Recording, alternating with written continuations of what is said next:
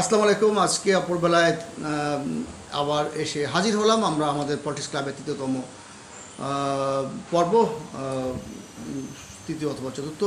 যোগ দিয়েছেন মুসলিম সমাজের, বাংলাদেশ মুসলিম সমাজের চেয়ারম্যান, প্রতিদিনকার চেনামুখ মাসুদ হোসেন। আপনি কেমন আছেন? জি আলহামদুলিল্লাহ ভালো আছি।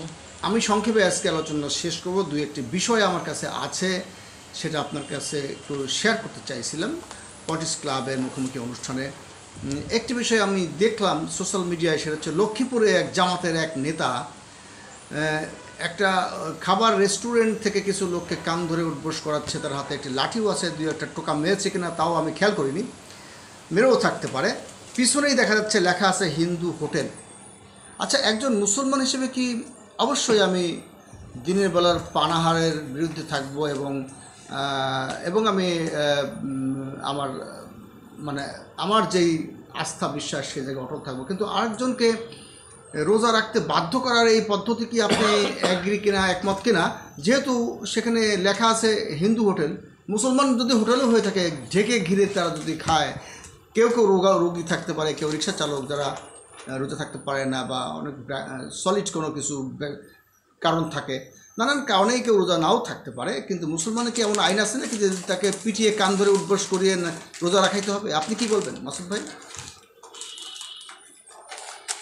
সর্বপ্রথম আমি সম্মানিত জোরে বলেন। বলতে রইলাম আসসালামু আলাইকুম রহমতুল্লাহ বারাকাতুহু।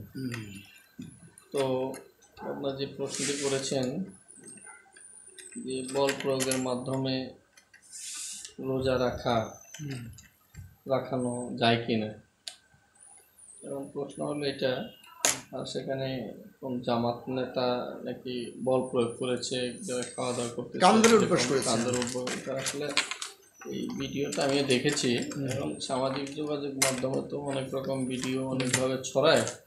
এটার আসলে সত্যতা জন্য আপনি বলি না, যদি এরকম ঘটনা ঘটে থাকে আমি শেষ করি, এটা ঠিক কিনা, যে সত্যতা যাচাই না করেও কোনো প্রশ্ন করা ঠিক না, নাম্বার এক। কারণ এই কি জামাত নেতা কি তার পরিচয়, সে কোন পর্যায়ের নেতা বা কি আসে বিষয়, এবং কেউ লিখে দিল যে জামাত নেতা এই কাজ করছে, কারণ এটা হলো এক ধরনের কথা। আসলে জামাত নেতা না অন্য কি মুসলিম সমাজের হিন্দু সমাজের নেতা হইতে পারে? হিন্দু সমাজের নেতা সে রীতিমতো দাড়ি টুপি আলো লোক। আপনি কি শোনেন, এখন বিচারের বাণী নিভৃতে কাঁদে। আমি সেটা বলতেছি, এখন আসলে যাচাই বাছাই না করে কোনো বিষয়ে মন্তব্য করার কোনো যাচাই বাছাই দরকার নাই। আপনি শুধু এইটা বলেন, যে এইটা জোর করে রোজা রাখানো যাবে কিনা, সেটাই বলতেছি। এখন ইসলাম হলো যে জোর করে রোজা রাখানো যাবে কিনা, ইসলাম তো শান্তির ধর্ম, সহজ। এখন ইসলাম বলছে যে 7 বছর যখন ছেলে সন্তানের বয়স হয়, আপনার সন্তান ছেলে হোক মেয়ে হোক যাই হোক, 7 বছর যখন বয়স হয় তখন থেকে তার উপরে সালাত ফরজ এবং রোজা ফরজ। আচ্ছা আচ্ছা, 7 বছর থেকে। এখন এই যে 7 বছর থেকে রোজা ফরজ হয়ে যায়, সালাত ফরজ হয়ে যায়, 7 বছর তো নাবালক থাকে। এখন তার জন্য ইসলামের স্কলারদের যে মতামত, 7 বছর সালাত এবং রোজা ফরজ, এখন ফরজ বিধানের ব্যাপারে বল প্রয়োগের কথা বলতেছেন, এই তো কথা। এখন প্রশ্ন হলো, বল প্রয়োগের ব্যাপারে তো ইসলাম স্বীকৃতি দিচ্ছে।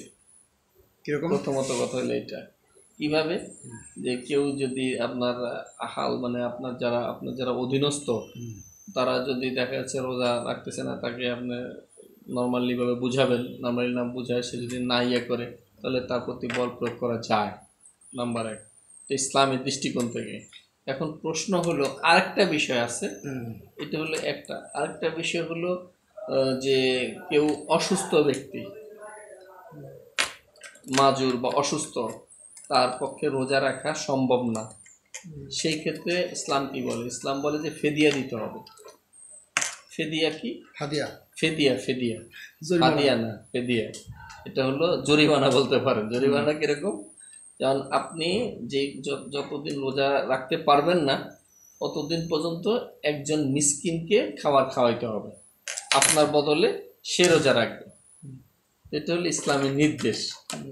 এখন বিষয় হলো একটা বিষয় না, বল প্রয়োগ করতে পারবেন আপনার সন্তানকে, আপনি করতে পারেন এটা ধমক দিয়ে, এখন পারিবারিক ভাবে করতে পারেন, আপনি রাস্তায় যেয়ে পিটাবেন না। এখন আর আপনি বলেন যে এখন প্রশ্ন হলো, আমি বলি আপনাকে, প্রশ্ন হলো রাষ্ট্র কি ইসলামী রাষ্ট্র হয়েছে কিনা, এটা হলো মেন কথা।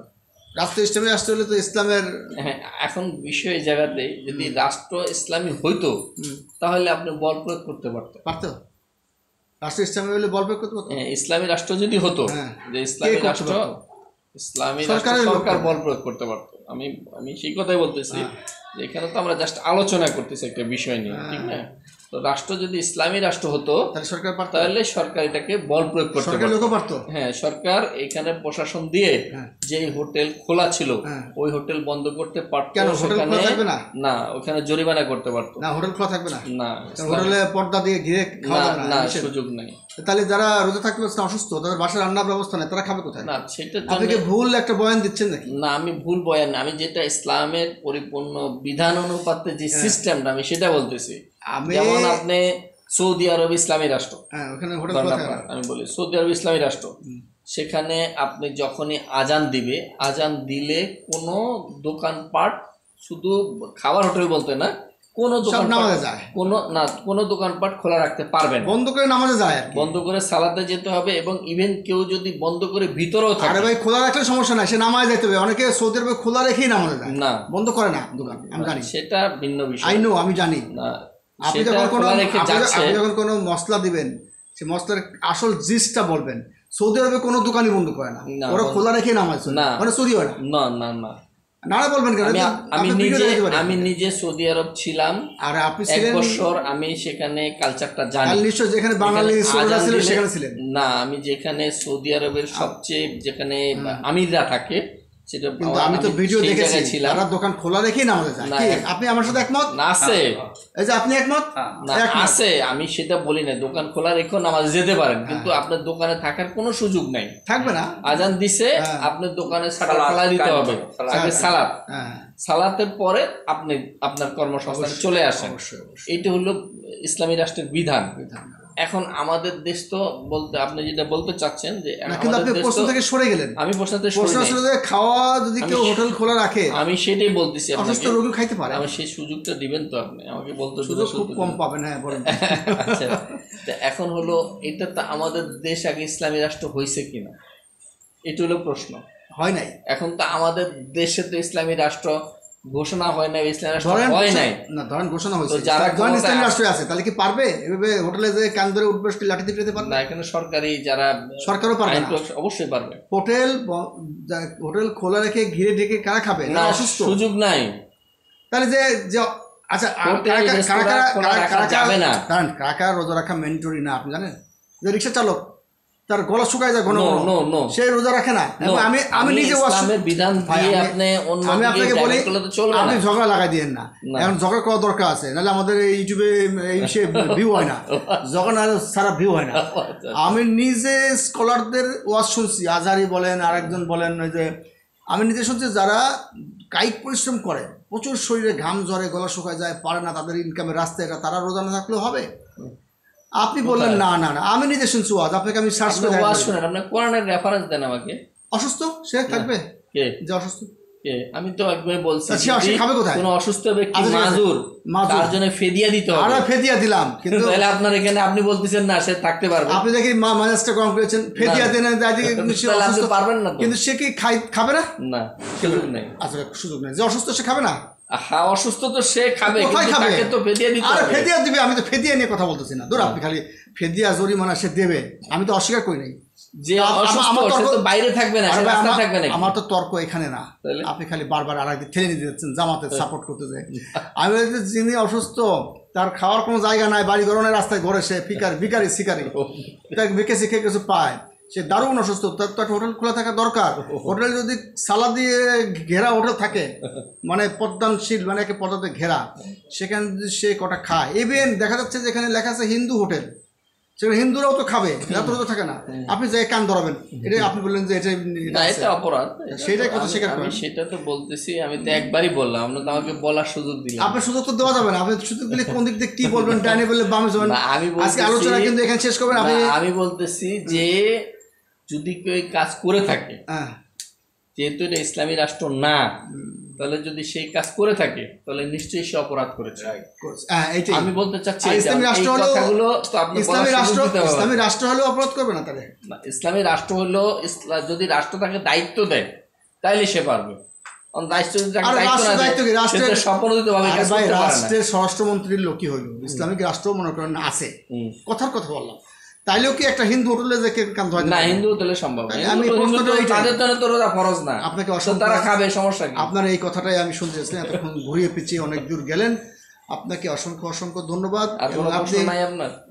আমরা শুনতে পেরেছি যে আপনি পলিটিক্স ক্লাবের উন্নয়ন ফান্ডে কোনো টাকা পয়সা দিচ্ছেন না, তো এটা খুবই দুঃখজনক। তো এই দুঃখ নিশ্চয়ই লাঘব হবে সামনেই, আবার আপনি যখন হট সিটে আসবেন, আপনাকে অসংখ্য অসংখ্য ধন্যবাদ। আর কোনো প্রশ্ন নাই আজকে? একটাই খালি